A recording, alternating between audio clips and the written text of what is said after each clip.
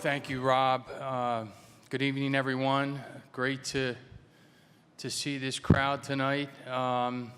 As Alex has shared, for me, it's pretty unreal to look out here and see where we've come from those initial days.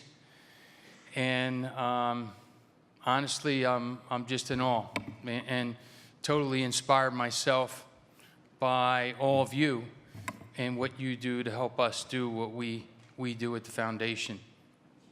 I'd like to start off by thanking the staff. As Alex said, there's a lot that goes on to put an event like this together, and it seems like every year they get better and better at it, just like they do with what they do to run the mission for the foundation. Also, would be remiss without appreciating the support we get from our sponsors. And finally, all our volunteers, over 100,000 volunteers. People ask me, well, how many people at the foundation? I said, well, over 100,000 are there making it happen for what we've got to do for this country. And as long as we continue to grow that, we can continue to make an impact, more and more of an impact in communities around the country. And that's our goal, and that's where we're headed. So I'm truly thankful and honored to have you all here with us tonight. We've talked a lot about those 5 words that Travis shared before his final deployment to Iraq, if not me, then who? There's no doubt for me that ethos, it represents an entire generation of warriors, their service and sacrifice, and also the families that stand so strongly behind them. And for me, there is really never any doubt that for Travis, he lived that way every day. Not just in those final moments when he decided to move forward to protect his teammates. When Travis went out on patrol on April 29th, 2007, he knew the potential dangers that he faced. He knew what he was up against. And really, as a family, we knew as well. But when Navy veteran Chris Hixon got ready for work on February 14th, 2018, as the athletic director of Marjorie Stoneman Douglas High School in Parkland, Florida, he couldn't have possibly known what that day had in store for him. He couldn't have known the sacrifice he would make to protect the students he taught, mentored, and coached. He couldn't have anticipated that he would willingly put himself in danger to save the lives of the people who needed him most. But on February 14th of this year, that's exactly what he did. Because if not me, then who isn't an ethos you know? It's an ethos you live by, day in and day out. It's an ethos that presents itself in the small moments and the big ones, even when it's hard, especially when it's hard. I'm honored to share Chris Hixon's story with you now and show you how his sacrifice has come to inspire both a fellow veteran as well as high school students through our Character Does Matter program. We begin tonight in South Florida. There has been a shooting at a high school in Parkland, north of Miami, and there are reports of injuries and what the school superintendent calls numerous fatalities. 17 people have been killed, students and adults. You come to the conclusion this is just absolutely pure evil. This has been a day we've seen the worst in humanity. Tomorrow is going to bring out the best in humanity as we come together to move forward from this unspeakable tragedy. Douglas High's athletic director was laid to rest today with full military honors. Chris Hixon tried to disarm Nicholas Cruz when he was killed. CBS 4's Gary. My name is Thomas Hixon. I am the son of Chris Hixon, who was killed during the school shooting at Marjorie Stoneman Douglas on February 14th, 2018. It's really hard to describe, the type of person that he was, because he wasn't very, show off. He wasn't very braggy, but he knew, You know, he was hot stuff. He just didn't like to talk about it. You know, he was a wrestler, so he kind of had that wrestler's mindset to where, you know, I'm the baddest guy in the room, even if he wasn't. And he was also, at the same time, while he was like that, he was also very caring and, you know, compassionate towards people as well. He never, you know, held grudges against people unless they pretty much gave him a reason to.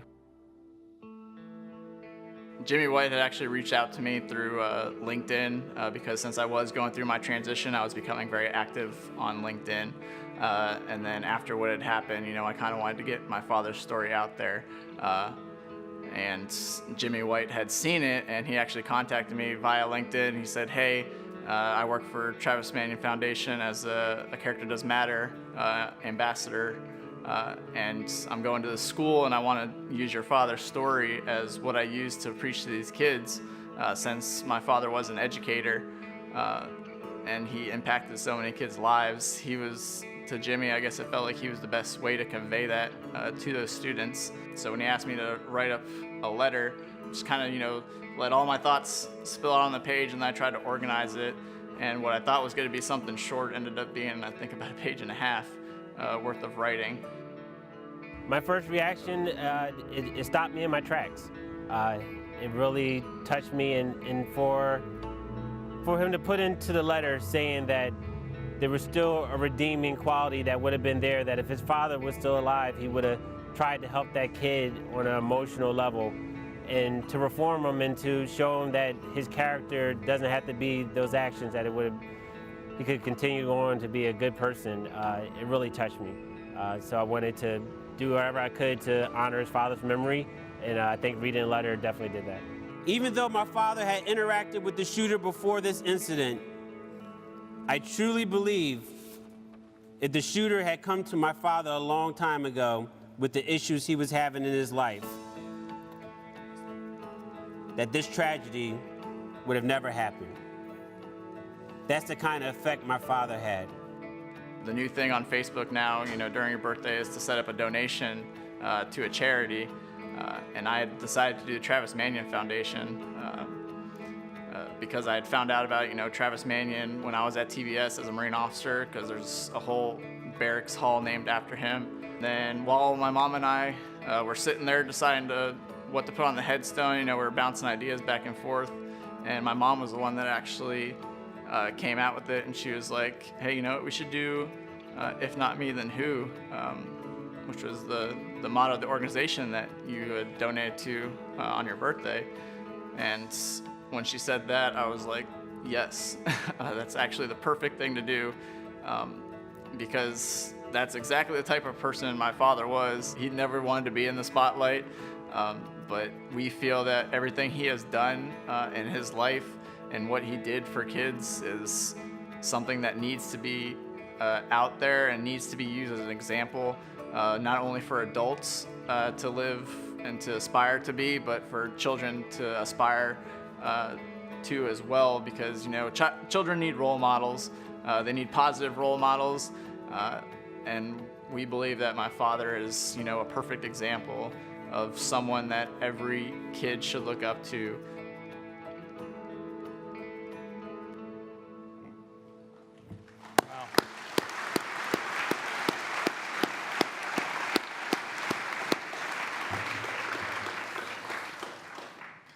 Well, watching this organization and movement grow over the past 11 years has taught me one thing. If we want to do something to ensure our strength and unity and make an impact for the future of our country, we need to pass this message of selflessness, courage, and hope to the next generation. As you saw in the video, Navy veteran Jimmy White, with a wife and 2 little boys at home and another baby on the way, Jimmy still makes the time to share his powerful story with students all over Philadelphia, focusing especially on those from difficult environments. Jimmy has reached hundreds, if not thousands, of students with this inspirational message, and it's hard to think of a better role model for future generations. We're honored to recognize the service and the impact that Jimmy has made in the community as a Character Does Matter mentor. Like Chris Hixon, Jimmy reminds us that though he may have given up the uniform, his deep commitment to serving others and making a difference remains. So tonight we're going to break tradition to honor not one, but two individual veterans who best represent those 5 words that have fueled a movement to help strengthen and unify our great country. If not me, then who? We posthumously present this award to Christopher Hixon and welcome to the stage his son, Marine veteran Thomas Hixon, to accept on his behalf. We are also honored to present Navy veteran Jimmy White with the 2018 If Not Me, Then Who award. Jimmy, please join us on the stage. Ladies and gentlemen, a big round of applause for our 2018 If Not Me, Then Who award recipients.